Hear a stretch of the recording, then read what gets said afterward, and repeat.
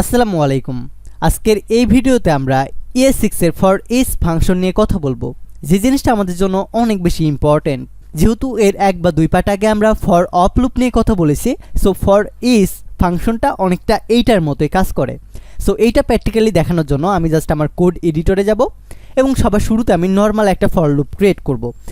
So এটার জন্য for create করব এবং নর্মালি আমরা যেমন লেট দিয়ে আই ভেরিয়েবল ক্রিয়েট করি, ঠিক সেম ওইটা আমি ওইটাই তৈরি করব।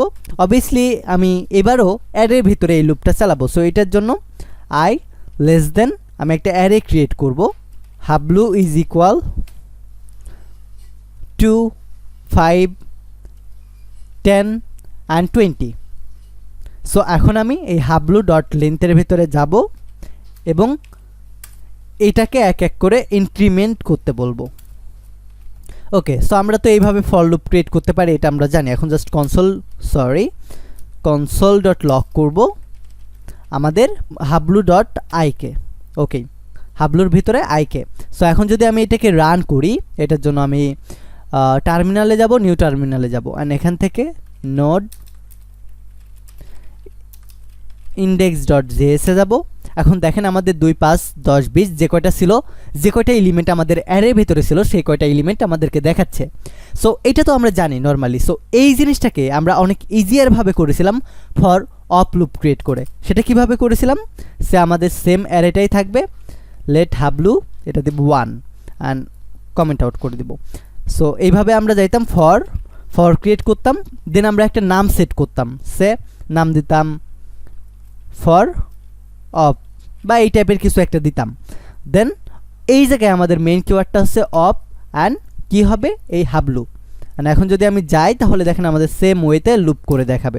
সো এই জায়গায় আপনি যে কোনো নাম দিতে পারেন, সে ঈশান দিলাম, তাহলে আপনারা বুঝতে পারবেন। অ্যান্ড কনসোল ডট লগে গিয়ে জাস্ট আমি ঈশানকে প্রিন্ট আউট করব। সো প্রিন্ট করলাম ঈশান। এখন যদি আমি রান করি, দেখেন আমাদের সেম আউটপুটে দিচ্ছে। সো আমাদের এইটার মতোই ফর অপের মতোই একটা বিল্ড ইন ফাংশন বা মেথড আছে, যে জিনিসটার নাম হচ্ছে ForEach। সো ForEachটা যদি আমরা তৈরি করতে চাই, তাহলে সবার শুরুতে আমাদেরকে এমন টাইপের, যদি আপনি অ্যারে তৈরি করতে চান তাহলে অ্যারে তৈরি করবেন।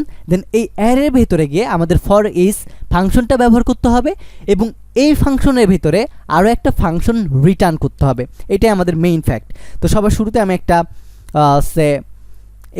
এটাকে কপি করে আনতেছি অ্যারেকে, অ্যান্ড এই জায়গায় হাবলু 2 দিচ্ছি, হাবলু 2, অ্যান্ড দ্বিতীয় লাইনে গিয়ে আমাদের এই হাবলু 2কে কল করতে হবে।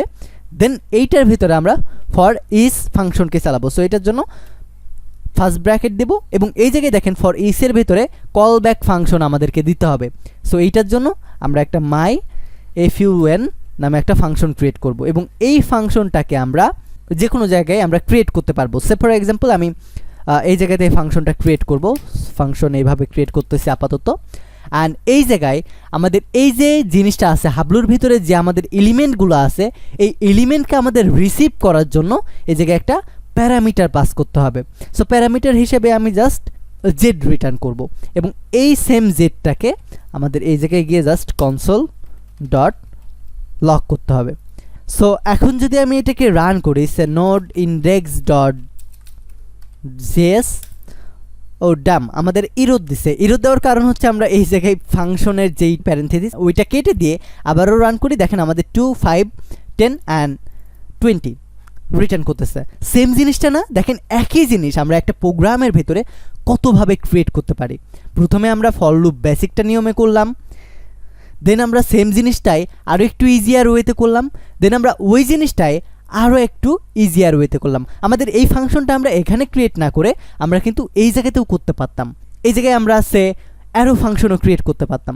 আমরা যেভাবে অ্যারো ফাংশন ক্রিয়েট করি ঠিক সেম ওয়েতে করতে পারতাম। আমাদের প্যারামিটার পাস করার জন্য একটা ফার্স্ট ব্র্যাকেট, দেন এটার পরে আমাদের অ্যারো ফাংশন, অ্যান্ড এটার পরে আমরা যে জিনিসটা রিটার্ন করতে চাই। সো এই জায়গায় আমি কনসোল ডট লক করতে চাই, কি করতে চাই, এক্সকে। সো এই জায়গায় আমি এক্স রিটার্ন করব, দ্যাটস ইট। এখন যদি আমি এটাকে রান করি, দেখেন আমাদের সেম আউটপুটটা দিচ্ছে। কত ইজিয়ার ওয়ে না? দেখেন আমরা অ্যারো ফাংশন কিন্তু এর আগের পার্টে শিখছি। সো এটার জন্য আমরা কিন্তু আর এই ফাংশনটা দ্বিতীয়বার ডিক্লেয়ার করে বা নতুনভাবে ক্রিয়েট করে অনেক বেশি জায়গায় খাওয়াইতে চাই না। দেখেন জাস্ট সিম্পল এক লাইনের ভিতরে আমরা সেম কাজটা করতে পারতেছি।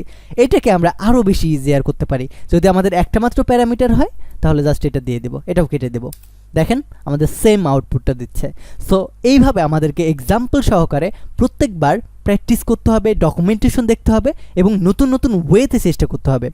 সো সবসময় উপরের দিকটা চিন্তা করবেন, সবসময় ক্রিয়েটিভ কিছু চিন্তা করবেন। সো অবভিয়াসলি আপনি সাকসেস হবেন। সো এই পার্টটা এই পর্যন্ত থাকবে, দেখা হচ্ছে পরের পার্টে। ধন্যবাদ, টেক এ রিস্ক।